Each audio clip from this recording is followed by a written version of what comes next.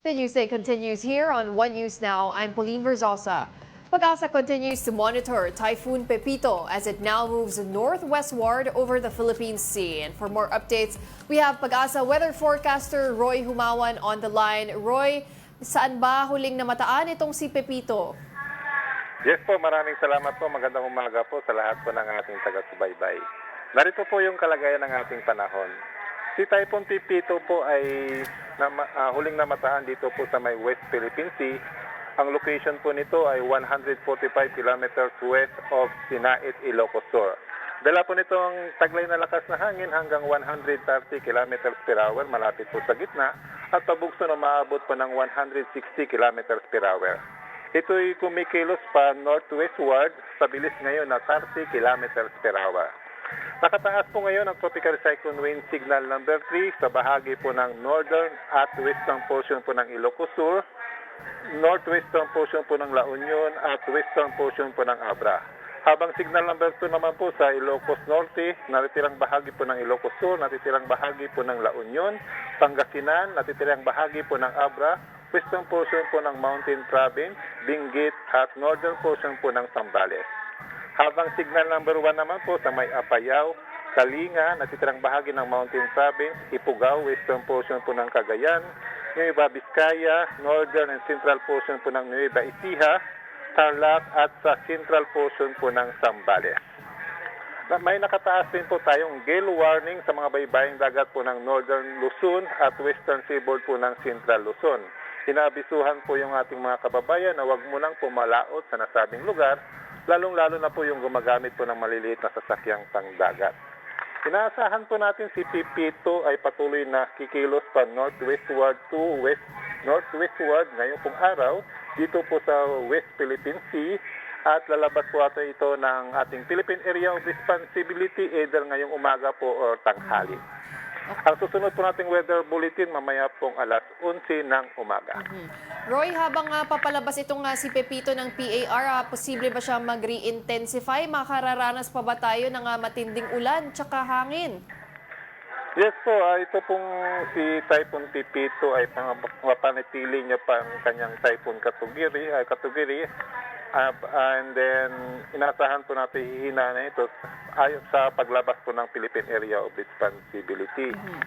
May mga nakataas pa rin po tayong mga moderate to heavy na asahang pag-ulan dito po sa may Ilocos Sur, La Union, Pangasinan, Benguet, Zambales, Cagayan, Aurora, Tarlac, Nueva Ecija, Batanes, and Isabela, most of the western parts po ng Luzon.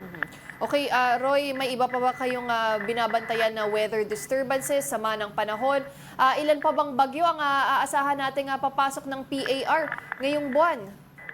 Yes po, ngayong buwan po, ngayong week, wala po tayong nakikitang anumang namumuong sama ng panahon or bagyo either sa labas o sa loob po ng ating Philippine Area of Responsibility.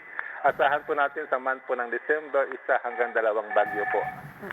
Alright, maraming salamat para sa report na yan. That was PAGASA weather forecaster Roy Humawan. The Office of Civil Defense, or OCD, expects that Typhoon Pepito will affect at least 10 million people. OCD Undersecretary Ariel Nepomuceno said this figure also includes the people who were already displaced by previous cyclones such as Tropical Storm Ophel and Severe Tropical Storm Christine. The OCD also assured the public that it has prepared its response to the wrath of Pepito. Almost 14,000 soldiers and police are also part of the search, rescue, and retrieval teams nationwide. Meanwhile, the toll rates in Subic-Clark-Tarlac Expressway, or SCTEX, will increase starting tomorrow. The toll rates would go up by 64 centavos per kilometer for Class 1, 1 peso and 29 centavos for Class 2, and 1 peso and 93 centavos for Class 3. This means Class 1 vehicles traveling from Mabalacat City to Tarlac will pay an additional 25 pesos, while Class 2 will pay 50 pesos and Class 3 will pay 75 pesos. Meanwhile, Class 1 vehicles traveling between Mabalacat City and Tipo, Hermosa, Bataan will be charged an additional 41 pesos, Class 2 will pay 81 pesos and Class 3 will pay 121 pesos. The Toll Regulatory Board, or TRB, approved the implementation of the second tranche of the toll rate adjustments due to multiple infrastructure and enhancement projects. We'll be back with more stories after this break. Keep it here on One News.